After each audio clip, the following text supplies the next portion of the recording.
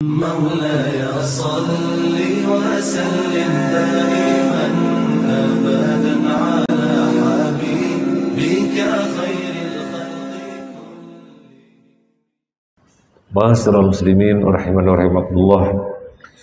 Alhamdulillah, pada pagi hari ini kita dipertemukan di tempat yang paling mulia, yaitu salah satu rumah Allah, Baitullah, masjid, untuk kegiatan yang paling utama, yaitu tafaqquh fiddin, thalabul ilmi, yang insyaallah para malaikat menaungi penuntut ilmu karena saking senangnya mereka kepada para penuntut ilmu. Ma'asyiral muslimin rahimani wa rahimakumullah, kajian kita tentang akhlak dari buku yang sudah ada pada tangan ibu-ibu, ada pada tangan semuanya. Judulnya Akhlak Anda Sudah Mulia. Kita sekarang melanjutkan sesi yang ketiga, halaman 53. 58 58.28.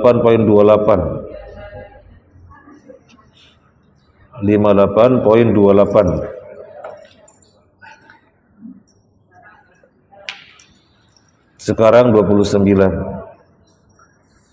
Suka mendahulukan hikmah untuk Allah daripada untuk dirinya sendiri. Ini akhlak kepada Allah. Apa yang merupakan kepentingan kita dinomor duakan demi peribadahan kepada Allah. Allah berfirman, Qul in kana aba'ukum wa abna'ukum wa ikhwanukum wa azwajukum wa ashiratukum wa amwalun iqtaraftumuha wa tijaratun takhshawna kasadaha wa masakinu tardawna ahabbu ilaikum minallahi wa rasulihi wa jihadin fi sabilihi fatarabbasu hatta ya'tiyallahu bi amrih wallahu la yahdil qaumal fasiqin. Ini ada dalam surat Taubah. Apa kata Allah Azza wa Jalla?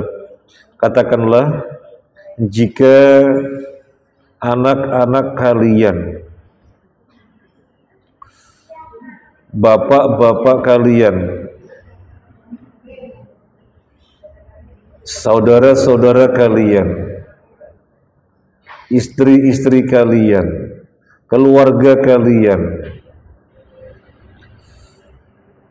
harta yang kalian dapatkan, bisnis yang kalian khawatirkan kerugiannya, tempat tinggal yang nyaman, itu semua lebih kalian cintai daripada Allah dan Rasulnya serta jihad, maka tunggulah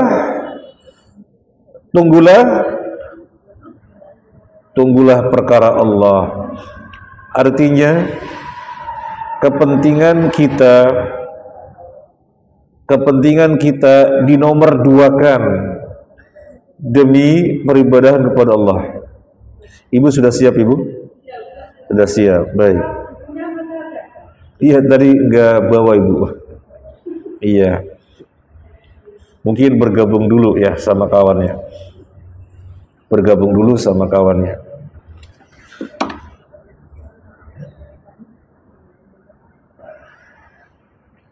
Ibu-ibu rahimani wa rahimakumullah, kalau diambil contoh tentunya banyak sekali. Ibu menyukai sesuatu,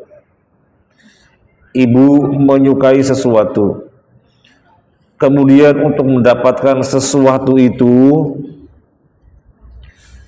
harus menunda sholat sekian lama, maka tinggalkan sesuatu itu demi sholat di awal waktu. Ibu menginginkan sesuatu, tetapi untuk mendapatkannya harus dengan riba. Ibu bersabar untuk tidak mendapatkannya terlebih dahulu, soalnya jalannya dengan riba. Terlalu banyak contohnya. Intinya adalah apa yang merupakan keperluan kita, kebutuhan kita, keinginan kita dinomorduakan demi peribadahan kepada Allah.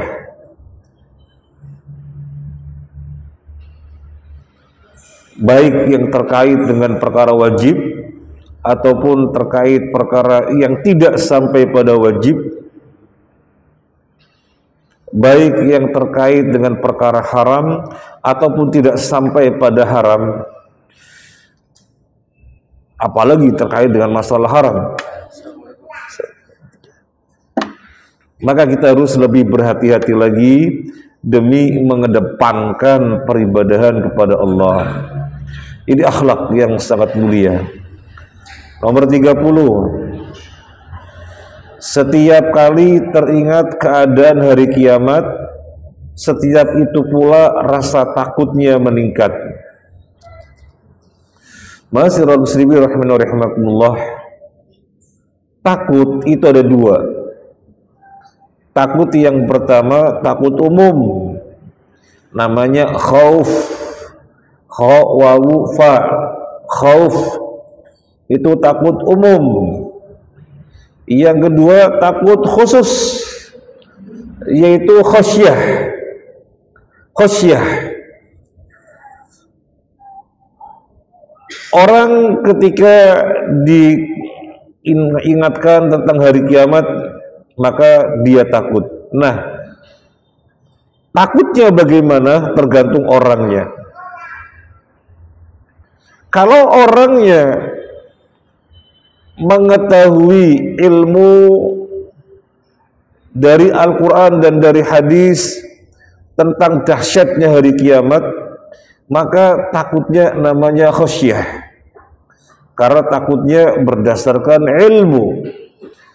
Adapun kalau secara umum saja, ya yang namanya hari kiamat, ya yang namanya hari kiamat yang mencekam. Soalnya persidangan di hadapan Allah. Jadi sifatnya umum saja, kemudian seseorang takut, itu namanya khauf. Nah, kita ini takutnya takut masih khauf, apa sudah terus ditingkatkan sehingga menjadi khasyah. Mendengar hari kiamat, kemudian kita langsung teringat informasi dalam Al-Quran, informasi dari hadis, bahwa matahari didekatkan setinggi 1 mil di atas kepala, bahwasanya malaikat besarnya sangat dahsyat sekali, dan mereka makhluk Allah yang sangat menyeramkan ketika ditugaskan untuk memasukkannya ke dalam neraka. Kita ingat di sana ada sirat. Setiap muslim akan melalui sirat. Ada yang berjalan dengan sangat cepat seperti kilat, dan ada yang merangkak dengan terkena besi-besi pengait yang ada di sirat itu, dan lain-lainnya yang kita ketahui, sehingga takutnya kita takut yang luar biasa yang berdasarkan ilmu, namanya khasyah. Siapa yang bisa khasyah? Yang jelas para ulama. Innama yakhsyallaha min ibadihil ulama. Sesungguhnya yang bisa khasyah kepada Allah, yang takutnya khusus, takutnya berangkat dari ilmu, bukan takut umum, adalah para ulama. Ini akhlak.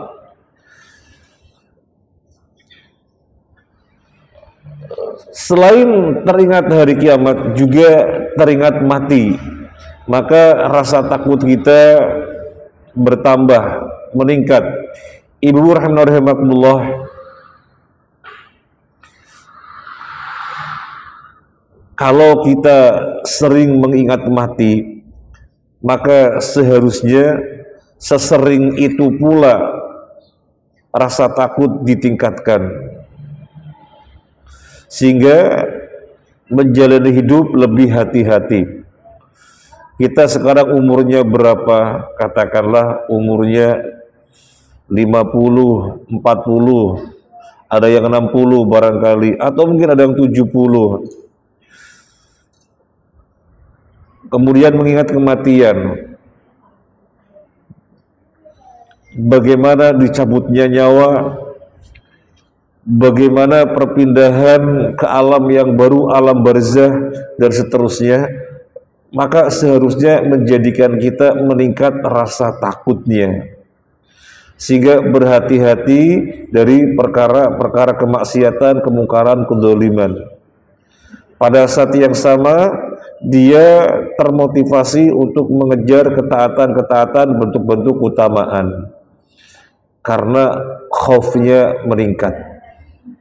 Sekarang ke-31, akhlak yang sangat mulia yang ke-31, banyak mengambil pelajaran, menangis, dan lebih memperhatikan terhadap urusan kematian setiap kali melihat jenazah. Nah, bisa nggak kita setiap kali melihat jenazah kemudian kita tertunduk, kita juga nanti seperti dia, pada saatnya nanti kita seperti dia.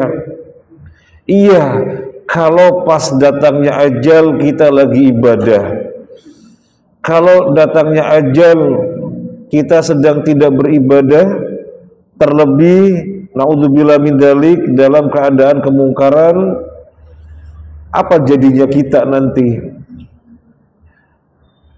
Jadi mengambil pelajaran. Jangan sampai melihat orang mati tidak bisa mengambil pelajaran. Syekh Utsaimin rahimahullah ta'ala menjelaskan berkaitan dengan orang yang mendapatkan pahala 2 qirot ketika mengiringi jenazah. Pertama, dia menyolati jenazah. Yang kedua, mengantarkan jenazah ke makam. Ketika mengantarkannya, dia tertunduk. Ketika mengantarkannya, dia tertunduk, memuhasabah dirinya, bahwasanya dirinya juga akan seperti itu, disolati dan diantarkan ke makam untuk bertemu dengan Allah Azza wa Jalla yang sebelumnya akan berada di alam barzah terlebih dahulu. Kita perjalanan waktu sampai umur sekarang, berapa umur kita? Sepertiganya sendiri sudah untuk apa? Sepertiganya sendiri sudah untuk tidur. Sehari semalam 24 jam, tidurnya 8 jam. 8 jam kan sepertiga dari 24. Jadi sepertiganya sendiri, sepertiga umur sudah untuk tidur. Kemudian kematian nanti bawa bekal apa? Ya kalau kayak si fulan, banyak harta, banyak bersedekah, banyak wakaf. Ya kalau seperti si fulana, berilmu sehingga mengajar, dia sebagai ulama mengeluarkan fatwa-fatwa. Ya saya ini punya apa? Bekal apa yang dibawa kematian nanti? Kemudian mengingat sakaratul maut. Kata Aisyah radhiyallahu anha, Nabi saja masih merasakan sakaratul maut. Orang terbaik di antara manusia yang pernah ada di muka bumi sampai hari kiamat, Nabi sallallahu alaihi wasallam masih merasakan sakitnya sakaratul maut. Lalu bagaimana dengan saya? Apa dibenarkan saya membenarkan diri saya dengan santai-santai sementara umur setiap hari berkurang? Ini dihadirkan setiap kali mengingat kematian, di mana kita bersedih melihat kondisi kita. Ini akhlak yang mulia. Tapi kalau melihat kematian, mengingat sakaratul maut, kita tidak tersentuh, maka akhlak kita dipertanyakan. Yang berikutnya 33, memandang dunia sebagai ujian, bukan pandangan cinta dan syahwat. Masyaallah rahimahullah, dunia ini luar biasa. Apa kata Nabi sallallahu alaihi wasallam? Ad-dunya hulwun khadiratun, atau kama qala an-nabi. Dunia itu manis dan hijau. Kemudian Allah tempatkan kalian di dalamnya, dan Allah memperhatikan apa yang kalian perbuat dengan dunia yang manis dan hijau. Manis artinya enak dirasa, hijau artinya sedap dipandang. Itu dunia. Maka orang pengen meraihnya terus. Sudah punya emas 1 lembah, pengen 2 lembah. Sudah punya 2 lembah, pengen 3 lembah. Padahal dia sadar gak ada yang bisa menghentikannya kecuali tanah. Tidak ada yang menghentikannya kecuali tanah. Masuk liang lahat, selesai itu menghentikannya. Dia sadar itu, tapi terus mengejar. Karena memang karakter dunia manis dan hijau, enak rasanya, sedap dipandang. Maka dikejar terus. Orang berakhlak mulia tidak demikian. Memandang dunia dengan pandangan ujian. Saya misalnya dikasih kelapangan oleh Allah. Gimana ini ujian berupa kelapangan? Oh, harus banyak bersyukur. Harus banyak bersyukur. Ini harta harus banyak dialokasikan ke dalam tempat-tempat perkara-perkara yang Allah ridhoi. Saya misalnya diberikan kesempitan, kesulitan, harus bersabar. Jadi memandang dunia itu sebagai ujian. Dikasih lapang ujian, dikasih sempit juga ujian. Dikasih kemudahan ujian, dikasih kesulitan juga ujian. Sehingga orang tersebut akhirnya ketika mendapatkan kelapangan tidak mungkin sombong, dan ketika mendapatkan kesulitan, kesempitan tidak mungkin stres, depresi, apalagi gila, bunuh diri, tidak mungkin. Soalnya dia memandang dunia sebagai ujian, tidak memandangnya dengan syahwat. Kalau memandangnya syahwat, mendapatkan kelapangan, kemudahan, harta berlimpah, oh dia semakin sombong. Suatu ketika bangkrut, bokeh, gak punya duit, stres, gila.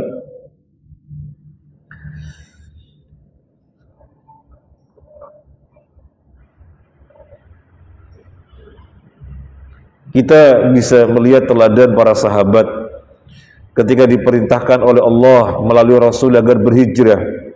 Hijrah yang pertama ke Habasyah, yang kedua juga ke Habasyah. Yang pertama diikuti 15 orang, di dalamnya Utsman bin Affan. Yang kedua 73 orang laki-laki, 11 perempuan. Di dalamnya ada Ja'far bin Abi Thalib. Kemudian hijrah yang berikutnya ke Madinah. Padahal selama itu Mekah tempat mereka tinggal, Mekah tempat mereka mendapatkan kekayaan, Mekah selama ini tempat kelahirannya, yang membesarkan dia, punya segalanya, tapi harus ditinggal semuanya. Demi apa? Demi perintah Allah. Ini kenapa bisa demikian? Karena memandang dunia sebagai ujian. Sehingga tidak berat meninggalkan harta ketika harus mempertahankan agama. Ketika mempertahankan agama, resikonya harus berpisah dengan harta, ya berpisah saja. Kenapa bisa begitu? Memandang dunia sebagai ujian. Dan memang Allah sudah nyatakan keberadaan kita di dunia memang diuji. Lidabluwakum ayyukum ahsanu amala. Untuk diuji siapa yang terbaik amalannya. Kemudian akhlak yang berikutnya, akhlak 34. Yang ke-34, mengingatkan manusia agar jangan mengikuti keburukan-keburukan yang dijumpai pada dirinya. Mengingatkan manusia agar jangan mengikuti keburukan-keburukan yang dijumpai pada dirinya. Ma'asyiral muslimin rahimakumullah, kita manusia bukan nabi, sehingga tidak lepas dari kebaikan dan keburukan. Tidak lepas dari kebaikan dan keburukan. Apabila ada orang yang melihat kita sebagai teladan karena kita berupaya melakukan keteladanan, orang mengikuti kita, alhamdulillah, berarti kita dijadikan oleh Allah sebagai imam lil muttaqin. Tapi kita sadar sesadar-sadarnya bahwasanya pada diri kita juga ada kekurangannya, pada diri kita juga ada keburukannya. Maka sampaikan kepada orang yang kita mengetahuinya senang mengikuti kita, ya monggo, kalau memang bisa diambil, ditiru yang baik-baik, monggo, saya juga nanti dapat pahala karena saya memberikan keteladanan. Tapi saya juga gak lepas dari kekurangan-kekurangan. Saya berusaha terus memperbaiki diri atas kekurangan-kekurangan ini. Jangan yang penting dari saya diambil, yang penting dari saya diambil, jangan, karena bisa saja salah. Karena bisa saja salah. Dan seluruh imam madhab demikian. Seluruh imam madhab memperingatkan umatnya demikian. Misalnya kita melihat Imam Ahmad yang madhabnya dikenal madhab Hambali. Imam Ahmad mengatakan, qaulu Syafi'i wal Auza'i wal Thawri wa Malik indi sawa, innamal hujjah fil athar. Kurang lebihnya begitu. Imam Ahmad mengatakan ucapannya Imam Syafi'i, ucapannya Imam Malik, ucapannya Imam Sufyan al-Thawri, Auza'i, semuanya sama saja. Karena hujjah itu ada pada hadis. Artinya apa? Saya dan juga para imam-imam yang lainnya bisa saja salah. Kalau memang dijumpai salah, jangan diambil. Jangan diambil, karena bisa saja salah. Karena alasan itu ada pada hadis. Artinya ketika bertentangan dengan hadis, ambil hadis. Tinggalkan ucapan pendapat kami. Ini Imam Ahmad.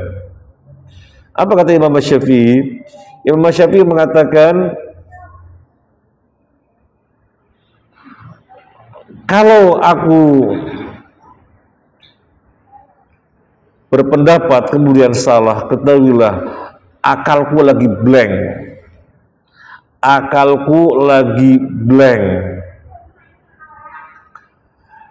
Aku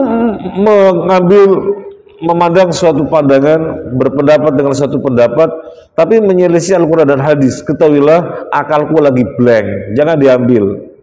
Kemudian Imam Syafi'i mengatakan, idza sahal hadits fa huwa madhhabi. Kalau hadis itu sahih, itulah madhabku. Berarti madhab Imam Syafi'i apa? Madhab Imam Syafi'i adalah hadis sahih. Artinya apa? Artinya kalau pendapat dirinya salah, jangan diambil. Ambil yang sudah pasti sahih, yaitu hadis, karena bisa saja pendapatnya salah. Dan yang lainnya, misalnya Imam Malik, ketika ziarah ke makam Nabi sallallahu alaihi wasallam, Imam Malik mengatakan, kullu qaulin yuqbalu wa yuradu ila sahibi hadzal qabr. Setiap ucapan bisa ditolak dan bisa diterima. Yang mutlak diterima, tidak boleh ditolak, adalah ucapannya penghuni kubur ini, yaitu Rasulullah sallallahu alaihi wasallam. Ibu rahimakumullah, memang ada orang yang senang kalau dielu-elukan. Memang ada orang yang senang kalau diangkat-angkat. Sampai pengikutnya mengikuti keburukannya, dia merasa nyaman saja. Pengikutnya mengikuti kesalahan-kesalahannya, dia nyaman saja.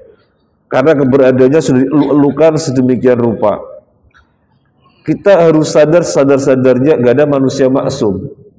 Yang maksum hanyalah Rasulullah SAW Maka kalau misalnya posisi kita, posisi yang diikuti oleh orang, sampaikan kepada orang-orang yang mengikuti bahwasanya kita banyak salahnya.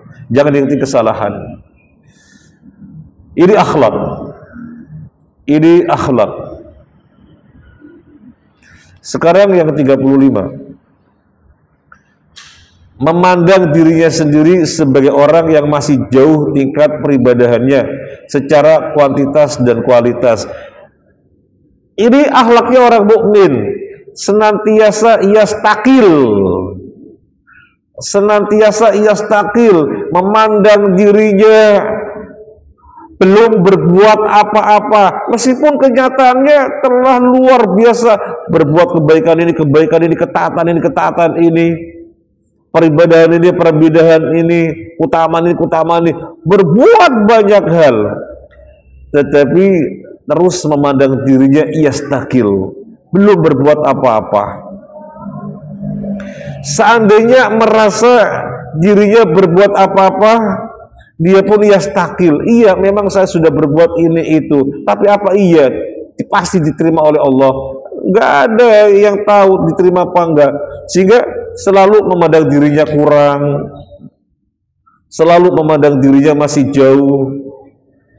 Dan Allah puji orang yang yastakil, yang memandang dirinya selalu kurang, yang memandang dirinya belum berbuat apa-apa, yang memandang dirinya masih jauh dari peribadahan yang sempurna. Allah puji. Di dalam Al-Quran Allah berfirman, walladzina yu'tuna ma ataw wa qulubuhum wajilatun annahum ila rabbihim raji'un. Orang-orang yang memberi, tapi dia takut untuk bertemu dengan Tuhannya. Aisyah radhiyallahu anha bertanya, ya Rasulullah, ini orang berbuat memberi kebaikan, berbuat ketaatan, kok takut bertemu dengan Tuhannya? Kok takut bertemu dengan Allah? Emangnya orang itu orang pencuri toh, pezina toh, perampok toh? Apa jawaban Nabi sallallahu alaihi wasallam? La yabnata siddiq.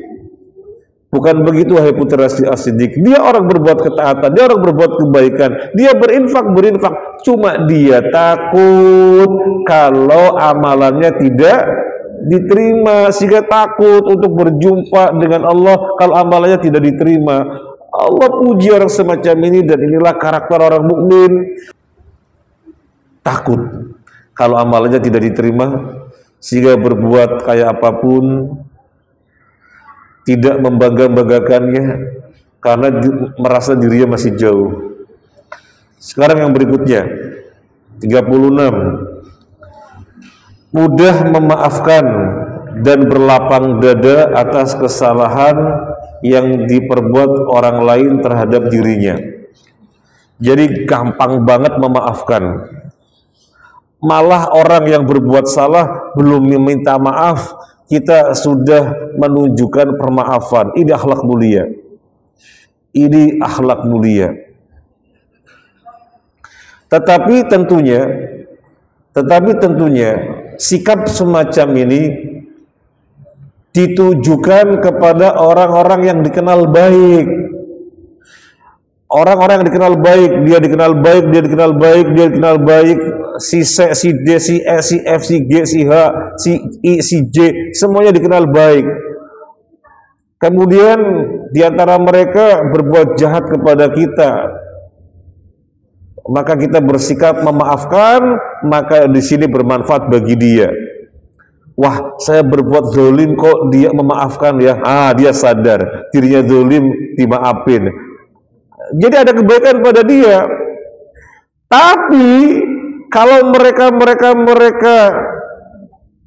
orang-orang yang jahat, yang mereknya zalim, kemudian kita bersikap mudah-mudahnya memaafkan, ya kita semakin diinjak. Karena mereka orang-orang zalim, orang-orang yang buruk, orang-orang yang jahat. Kok kita menunjukkan sikap permaafan, nanti malah diinjak. Memang gak wani karo aku dia, tak injak sekalian tuh kan. Soalnya mereka orang jahat. Tetapi kalau ibu mengetahui teman-teman yang biasa ketemu di pengajian, teman-teman yang biasa ketemu di komunitas paguyuban, tetangga-tetangga di sekitar kanan kiri depan belakangnya, itu mereka orang-orang baik. Kemudian suatu ketika mereka berbuat khilaf, ibu menunjukkan permaafan, dia minta maaf, ibu langsung maafkan, bahkan sebelum mereka minta maaf, ibu sudah menunjukkan permaafan di awal. Ini akhlak yang mulia. Ini akhlak yang mulia.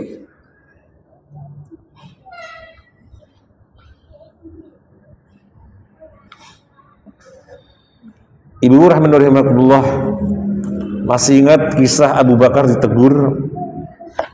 Abu Bakar ditegur, padahal sikapnya Abu Bakar secara manusiawi kita melihatnya wajar. Kita melihatnya wajar. Apa yang terjadi?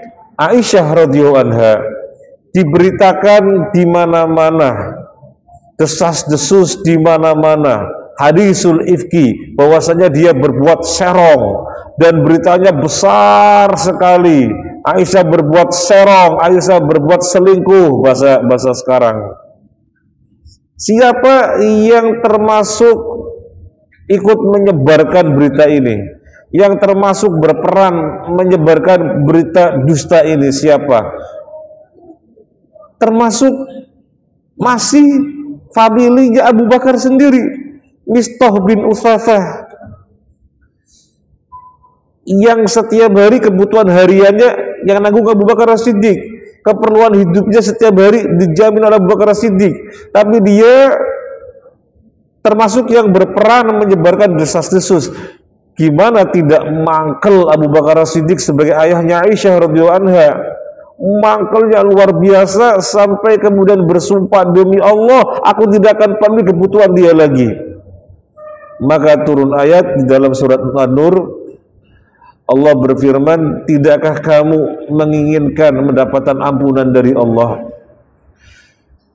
Jadi ini ayat terkait dengan Abu Bakar, agar mudah-mudahnya memaafkan.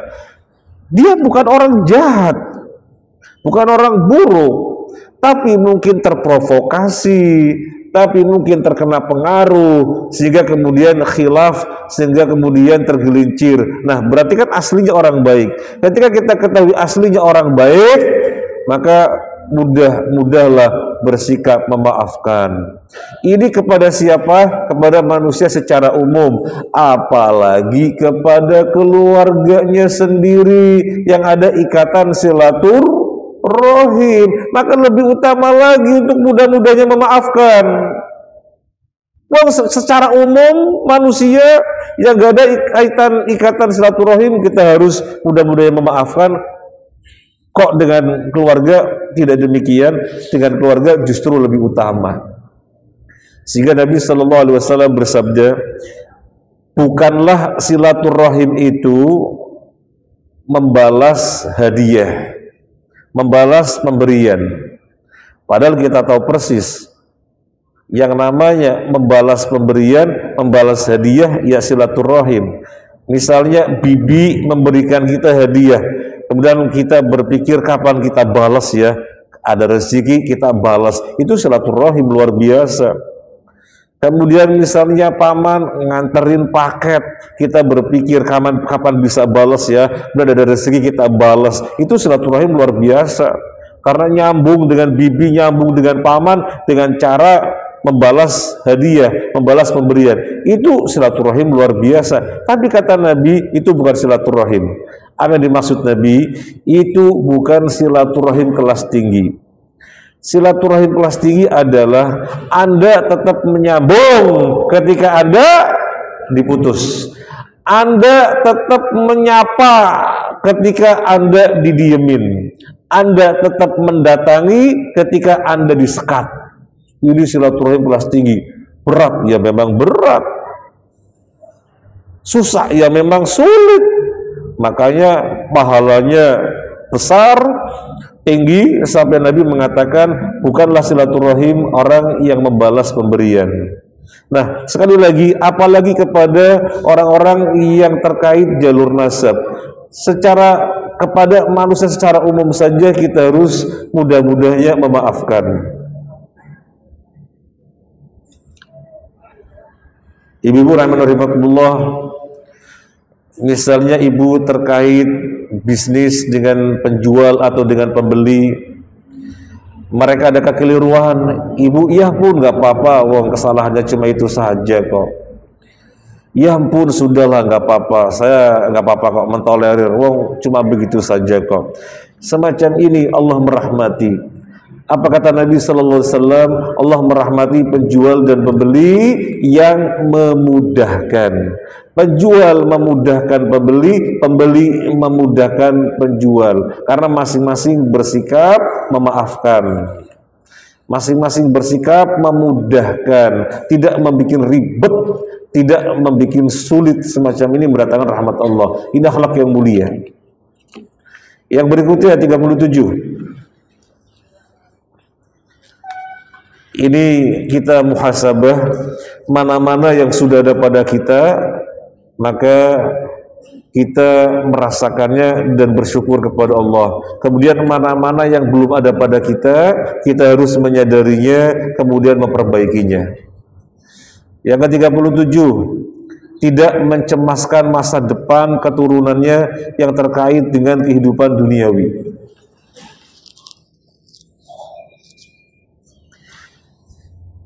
Tidak mencemaskan masa depan keturunannya yang terkait dengan kehidupan duniawi.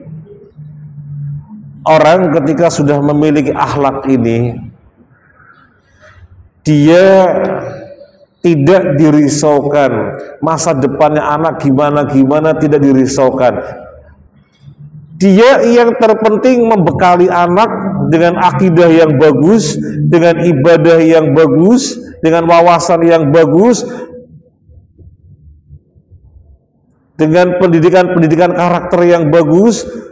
Urusan nanti ke depannya bagaimana sudah Allah atur.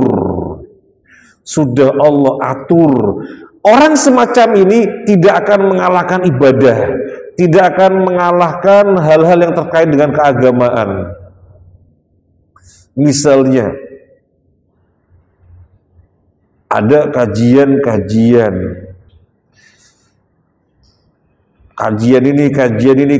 ini, terus anak kok semangat sekali ikut-ikut kajian. Nah, jangan ikut-ikut kajian, nak. Kenapa? Waktumu habis. Padahal kamu harus belajar fisika, belajar biologi, matematika demi masa depanmu, nak. Nah, semacam ini. Orang mengkhawatirkan masa depan anaknya. Masa depan sudah Allah atur. Justru mestinya senang ketika anak merapat ke agama. Senang. Nantinya bagaimana? Diarahkan saja tanpa mengabaikan agama. Ada orang mengatakan, anaknya ditaruh di pesantren, mau jadi apa pesantren? Pesantren memang ngajari apa? Kok ditaruh di pesantren? Masa depannya gimana? Nah, semacam ini orang yang akhlaknya kepada Allah tidak bagus. Allah sudah mengatur semuanya. Tugas kita berikhtiar yang maksimal. Dan di antara ikhtiar yang maksimal, selain duniawi yang anak diarahkan ke sana nanti depannya bagaimana, tidak ketinggalan anak didekatkan kepada agama dan agama. Karena masa depan anak hebat kayak apapun dengan duniawinya, kalau agamanya kosong akan jadi bencana. Ibu-ibu mungkin sudah mendapatkan pelajaran. Ada orang tua menangis, anakku 5 hebat-hebat semuanya. Yang pertama di negara ini, yang kedua di kota ini, yang ketiga di kota ini, yang keempat di pulau ini. Hebat-hebat, mendapatkan jabatan, gaji yang besar, pendapatan besar, fasilitas luar biasa. Tapi aku sakit, gak ada yang datang. Aku sakit, ditelepon masih sibuk. Aku sakit, pengen ketemu. Anak datang, tetapi ngirim pembantu. Aku telepon, biar datang, jawabannya nanti. Ini gara-gara dia dari awal mencemaskan masa depannya. dengan tidak membarengkan agama. Makanya selain menyiapkan masa depannya nanti akan kecenderungannya kemana, silakan, itu kan perkara mubah, urusan dunia. Tetapi harus menyadari bahwasanya semuanya sudah Allah atur, sehingga tidak terlalu dicemaskan yang akhirnya mengabaikan agamanya. Kita jumpai juga orang lain menyampaikan statement yang menyesali tindakannya, menyiapkan anak semata-mata untuk duniawi, harus jadi ini, ya tercapai karena diarahkan sedemikian rupa jadi, tetapi hari-harinya sepi, dia hanya berdua sama istrinya, berharap pulang, nggak pernah mau pulang. Suatu ketika mau pulang di Lebaran hanya sebentar, karena ada ini, sedih dia.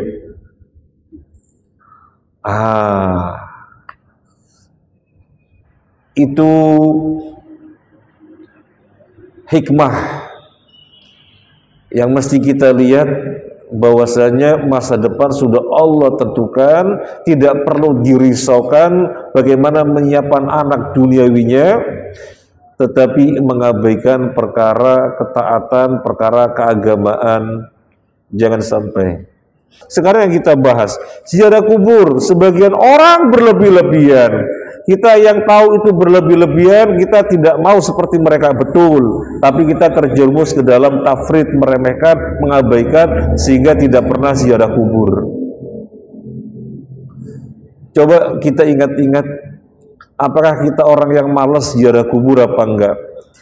Kita melihat mereka-mereka itu hulunya seperti itu, sampai harus berbis-bis dari kota ke kota, sampai luar kota, dan harus dengan bekal yang dikumpulkan ditabung, dan harus dengan cuti dari kantornya, dan harus memaksakan diri, sebenarnya sakit, dipaksakan nggak sakit, biar bisa keliling tur ziarah kubur.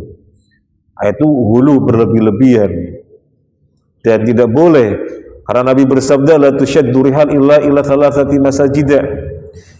Tidak diperbolehkan safar untuk ibadah secara khusus kecuali kepada 3 masjid, Masjidil Hada, Masjidil Haram, Masjid Nabawi, Masjidil Aqsa. Kalau safar sengaja ibadah ke 3 masjid tadi boleh, kalau ke selainnya tidak boleh. Termasuk ziarah kubur, ke makam sana, luar kota, sudah mencapai perjalanan musafir, nggak boleh. Makanya yang melakukannya hulu. Kita tahu itu hulu, sehingga kita tidak mau seperti mereka, tapi sayang seribu sayang, kita terjerumus pada tafrid, kita tidak pernah ziarah kubur. Mana itu orang-orang itu mengkhususkan ziarah kubur sebelum Ramadan, nggak benar itu. Ya memang tidak betul. Gimana itu orang-orang itu mengkhususkan ziarah kubur pas Lebaran, nggak betul. Ya memang nggak betul. Tapi dia tidak pernah ziarah kubur. Namanya terjerumus ke dalam tafrid. Yang betul ifrat tidak, tafrid tidak. Nah, yang ke-39 sudah disinggung tadi sekalian, lalai mengingat Allah dan bersolawat. Nah, untuk bersalawatnya sudah disinggung, kita harus memperbanyak membaca solawat, karena salawat kita sampai kepada Nabi Sallallahu Alaihi Wasallam. Sampainya bagaimana? Apakah Nabi mendengar? Tidak. Nabi Sallallahu Alaihi Wasallam tidak mengetahui ihwal kita. Jangankan sudah lain alam, beliau alam barzah, kita alam dunia. Ketika masih satu alam saja, Nabi Sallallahu Alaihi Wasallam sebagai imam, para sahabat sebagai makmum, kemudian para sahabat membaca sholawat, at-tahiyatu lillah wa sholawat wa thayyibat, assalamu alaika ayyuhan nabiyyu. Para sahabat baca sholawat yang di belakang Nabi sebagai makmum, Nabi yang di depan sebagai imam. Apakah mendengar para sahabat yang makmum itu mengucapkan sholawat kepada beliau? Enggak dengar, padahal masih sama-sama di dunia, bahkan masih di satu tempat yang sama, itu masjid. Nabi gak dengar apalagi di alam barzah. Dan Nabi Sallallahu Alaihi Wasallam di hari kiamat nanti, ketika telaga Kautsar, telaga yang disiapkan untuk Nabi Sallallahu Alaihi Wasallam sudah dihadirkan, diperlihatkan, umat Nabi berbondong-bondong mendatanginya. Ada di antara umat Nabi yang tidak bisa mendatanginya, sehingga Nabi bermunajat kepada Allah, ashabi, ashabi, mereka sahabatku, sahabatku, umatku. Kenapa gak bisa mendatangi telaga Kautsar yang telah engkau siapkan untukku? Apa jawaban Allah Azza wa Jalla? Innaka la tadri ma ahdatsu ba'daka. Muhammad, kamu tidak tahu apa yang mereka perbuat sepeninggal kamu. Jadi Nabi tidak mengetahui ihwal kita. Terus salawat kita sampai kepada Nabi, caranya bagaimana? Nabi tidak tahu kalau kita bersolawat. Caranya disampaikan kepada beliau melalui malaikat yang secara khusus ditugaskan. Salawat kita sampai kepada Nabi melalui malaikat yang secara khusus ditugaskan.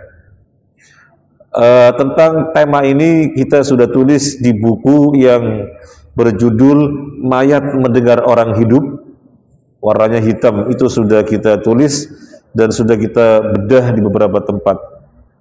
Mayat Mendengar Orang Hidup. Nah, jadi kita memperbanyak membaca sholawat, karena sholawat kita sampai kepada Nabi melalui malaikat yang ditugaskan. Nah, kemudian tidak lalai mengingat Allah. Bagaimana biar tidak lalai mengingat Allah? Bagaimana biar tidak lalai mengingat Allah?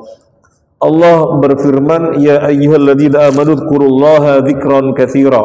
Wahai orang-orang yang beriman, berzikirlah kepada Allah, ingatlah Allah sebanyak-banyaknya. Kita harus mengetahui zikir ada dua macam, apa dan apa?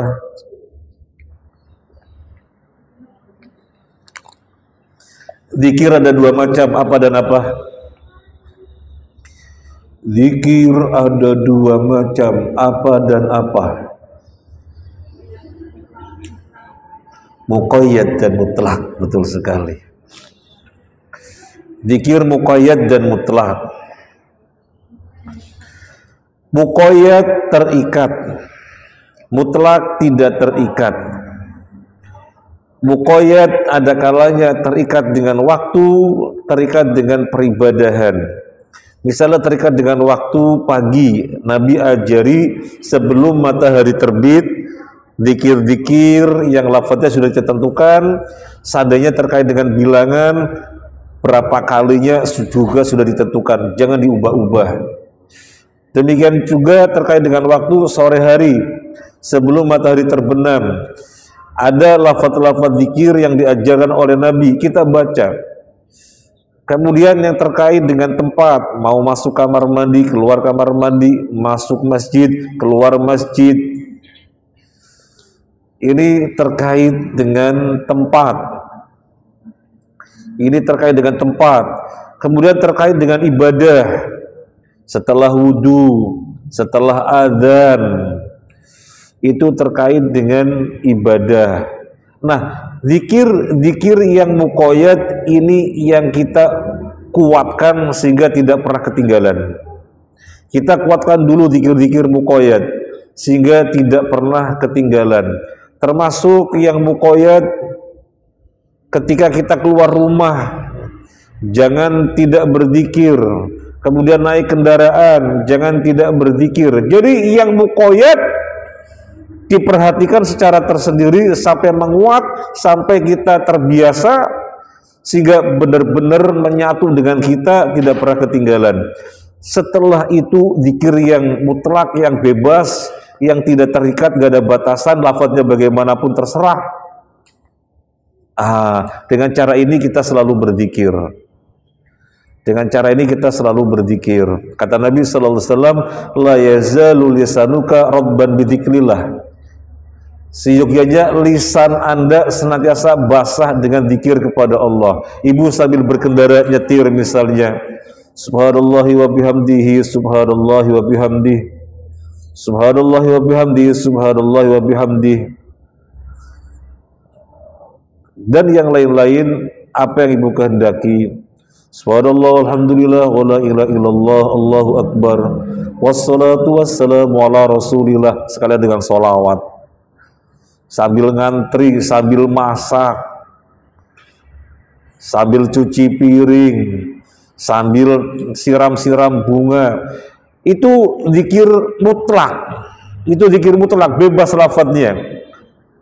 Nah, kalau zikir muqayyad sudah kuat, dilanjut zikir mutlak, insya Allah kita termasuk adzakirina wadzakirat. Laki-laki yang berzikir dan wanita-wanita yang berzikir. Saya mau tanya sedikit, sholat itu lafaz-lafaznya mutlak apa muqayyad? Muqayyad jelas. Allahu Akbar, ya sudah Allahu Akbar saja, jangan Allahu Akbar Ar-Rahman Ar-Rahim Al-Malik Al-Qudus As-Salam, jangan. Soalnya ini muqayyad, lafadznya sudah ditetapkan. Kemudian rangkaian zikir setelah sholat, muqayyad apa mutlak? Muqayyad, itu bukan mutlak. Jadi yang kita baca yang Nabi ajarkan saja. Astagfirullah, astagfirullah, astagfirullah. Allahumma antas salam, minkas salam, tabarakta ya dzal jalali wal ikram. La ilaha illallah wahdahu la syarikalah, lahul mulku wa lahul hamdu ala kulli syai'in qadir. Allahumma la mani'a lima a'taita wa la mu'tiya lima mana'ta wa la yanfa'u dzal jaddi minkal jadd. La ilaha illallah wa la na'budu illa iyyah, lahu ni'matu wa lahul fadlu wa lahu thanaa'ul hasan.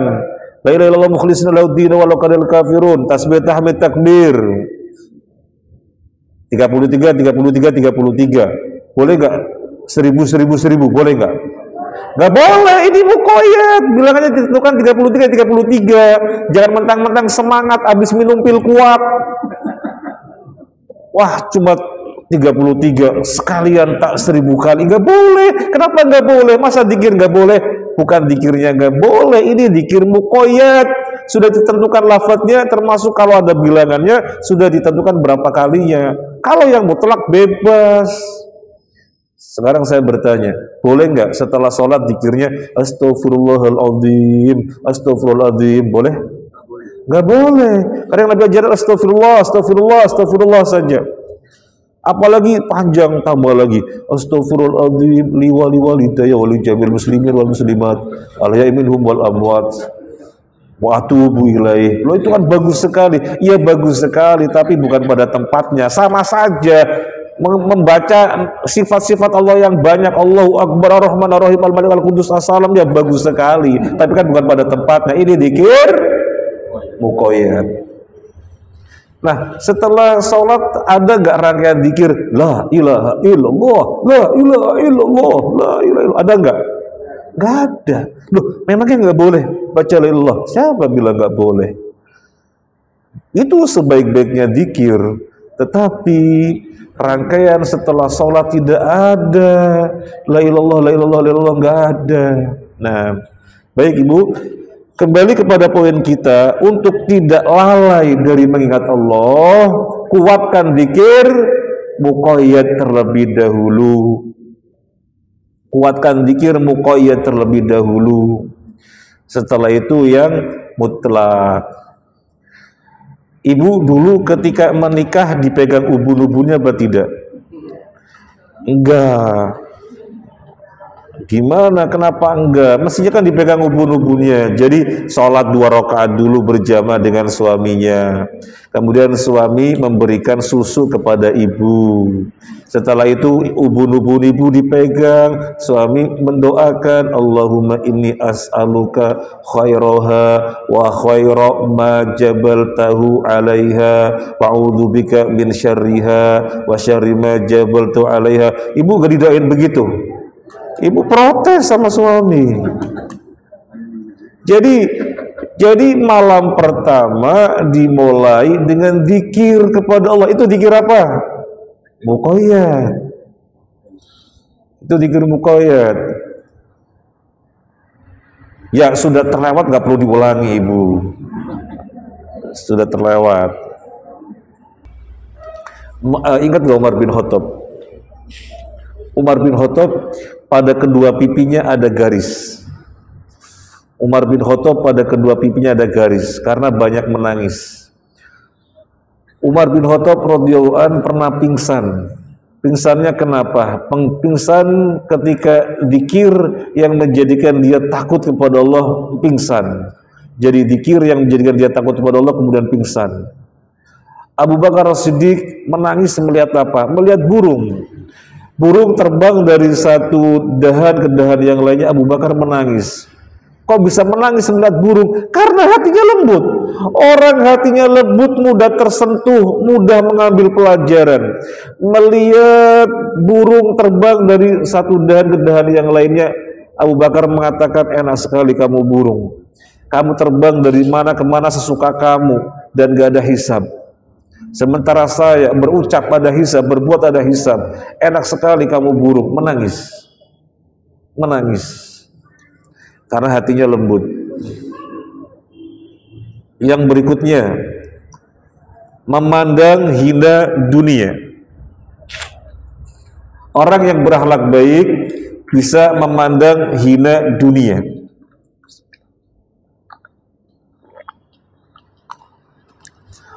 Kalau kita belum bisa memandang hina dunia, maka akhlak kita perlu terus ditingkatkan. Orang yang memandang hina dunia ini akan menjadikan dunia di tangan saja. Tidak ditempatkannya di dalam hati, tidak, tapi ditempatkannya di tangan. Asal ada apa saja untuk kemaslahatan akhirat kita mudah sekali mengeluarkannya, mengalokasikannya. Oh, ini proyek generasi kesolehan anak-anak kita. Terus harus membeli mushaf Al-Quran, harus membeli buku-buku pelajaran bahasa Arab, harus membeli peraga biar anaknya paham Quran. Beli. Kenapa tidak? Untuk kesolehan anak. Untuk sekolah dengan hasil yang baik, sekolahnya agak mahal atau mahal, wah gak apa-apa demi kesolehan anak, keluarkan duit sekolah mahal, gak apa-apa. Soalnya memandang dunia hina, adapun kesolehan ini dampaknya di akhirat nanti. Jangan seperti orang-orang yang di sono bukan di sini. Ini sekolah bagus, akidahnya jelas, ibadahnya jelas, pendidikan karakternya jelas, cuma agak mahal. Di sana, waduh, gratis, tapi sebenarnya serba gak jelas. Diajarinya nyanyi-nyanyi, nari-nari, musik-musik, joget-joget. Akidahnya, akidah apa yang diajarkan, ibadahnya bagaimana, gak tahu kita. Tapi gratis, yang gratis saja. Nah ini namanya tidak memandang dunia hina. Dunia hina. Buat apa ditaruh di dalam hati, disayang-sayang? Taruh di tangan saja. Kalau memang ada alokasi untuk mendapatkan kemuliaan akhirat tentunya, dia akan alokasikan dengan gampang. Ngapain mempertahankan yang hina? Ngapain mempertahankan yang hina? Nabi Shallallahu Alaihi Wasallam bersabda,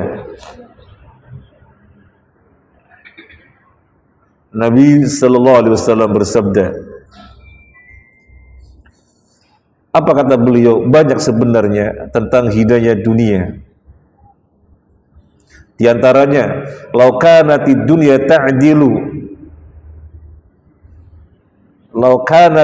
ta'dilu jadaha ba'udah ma saqa kafiran minha syurbata ma'in." Atau kama qala Nabi, seandainya dunia ini nilainya menyamai sayap nyamuk, bukan menyamai nyamuk, menyamai sayap nyamuk, niscaya Allah tidak akan memberikan orang kafir air meskipun satu teguk. Kalau dunia nilainya menyamai sayap nyamuk, orang kafir tidak akan diberi air meskipun satu teguk. Orang kafir kan musuh-musuh Allah. Musuh-musuh Allah tidak akan diberikan air meskipun satu teguk. Tapi dunia ini sangat hina. Dunia ini sangat hina. Nilainya tidak menyamai sayap nyamuk, maka orang kafir dibebaskan sebebas-bebasnya sesuka-sukanya karena memang dunia ini sangat hina. Untuk lebih bisa memahami hadis ini begini, Ibu. Untuk lebih bisa memahaminya.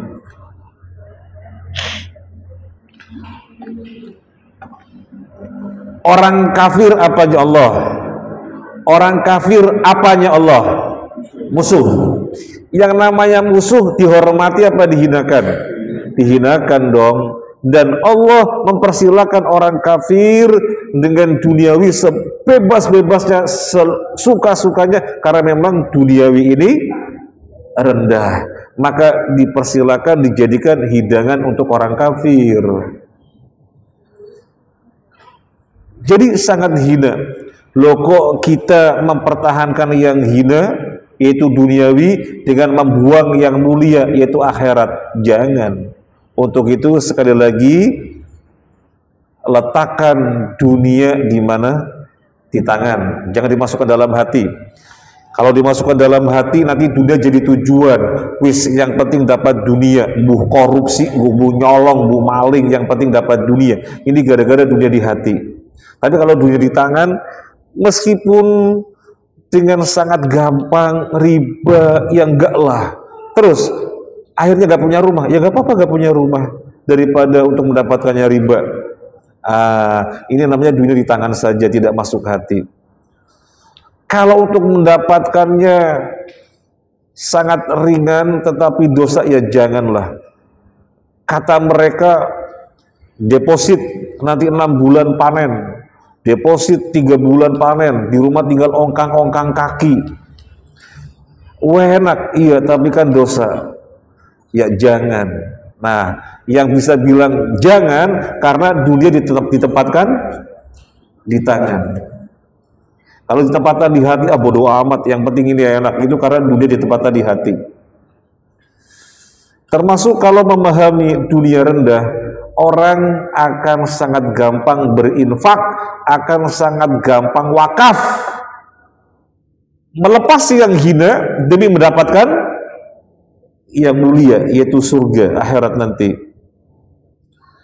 Yang ke-42, malu untuk bolak-balik buang hajat karena dia jago makan. Ini maksudnya orang yang perhatiannya makan melulu. Kalau makan melulu akhirnya apa? BAB terus. Jadi malu. Orang yang berakhlak mulia malu kalau bolak-balik ke kamar mandi, karena berarti perhatiannya kepada makanan. Kata Nabi bagaimana sih? Kata Nabi bagaimana? Kata Nabi, makanan itu sebenarnya cukup untuk menjadikan tulang tegak. Kemudian bisa beribadah dengan semestinya, sebenarnya seperti itu. Kalau memang tidak bisa seperti itu, maka atur makanan. Lambung sepertiga untuk makanan, sepertiga untuk air, sepertiga untuk udara. Itu. Nah, tapi jangan suudzon sama orang buncit ya. Karena bisa jadi buncitnya itu bukan jago makan. Memang dia itu gampang sekali gemuk. Makan sedikit gemuk. Nuruninnya susah. Baru kelihatan kurus kalau sakit.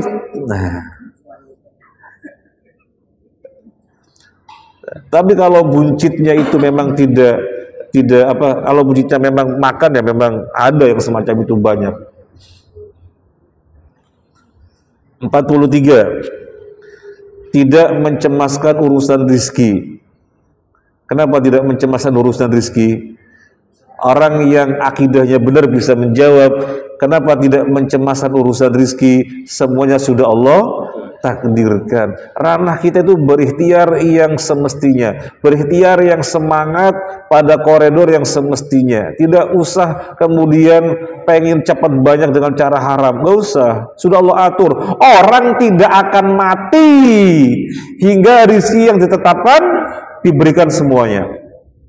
Orang tidak akan mati sehingga rezeki yang telah Allah takdirkan diberikan semuanya, baru mati. Jadi urusan manusia itu yang terpenting ikhtiar yang semestinya.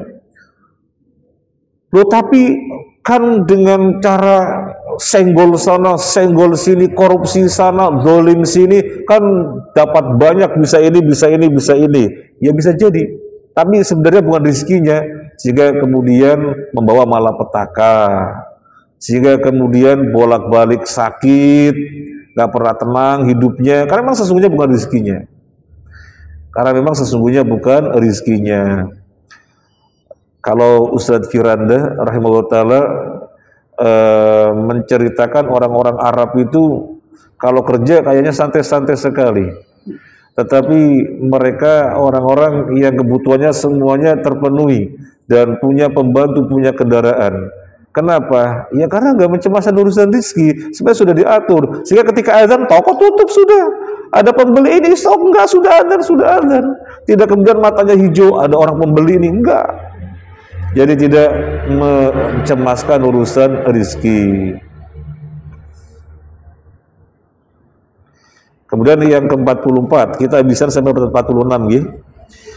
44, tetap berlapang dada ketika materi duniawi tidak didapatkannya. Kita ingin mendapatkannya, biar bisa untuk ini, bisa untuk ini, tetapi ternyata tidak dapat, padahal sudah ikhtiar, ya sudah, qadarullah wa masya'a fa'al, gitu aja.